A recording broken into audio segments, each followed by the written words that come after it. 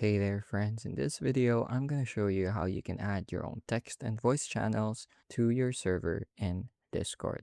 So let's open up the Discord server. We want to add our text and voice channels in, and if we look here on the left side, if we have the appropriate permissions, we should be able to see this plus button. So let's go ahead and click that, and then you can see it shows you your channel type. You have your text, your voice, and your forums. So let's say this channel should be called the bot commands, and here that this should be the channel dedicated to only the bots.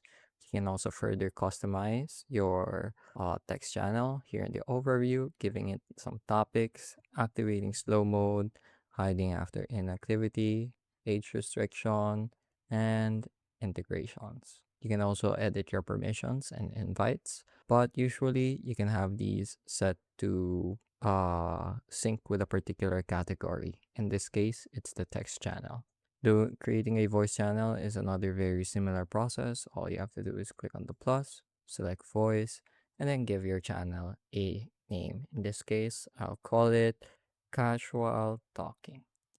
Misspelled it. If I want to edit this, I just have to right click on edit channel, and now we can change it. Casual talking. We can also again customize the channel even further. Here in this view, we can change stuff in the overview, in the permissions, in the invites, and integrations. So another cool thing you can do in Discord nowadays is to create categories. What do you mean by categories? For example, let's take a look here at the different server. We have info, we have chat, we have looking for game, we have gallery. So these are sort of like folders for your channels, and creating one is also really easy. All we have to do is click on the server name at the top and then click on create category. Now let's call this welcome, welcoming pages. Let's create our category. And then there we have our empty folder ready to have channels added to it. So let's call this welcome channel name. It's pretty standard practice for a lot of servers. And then let's add another channel and call it rules. There we go. So now we've successfully created a category and populated it with a few channels.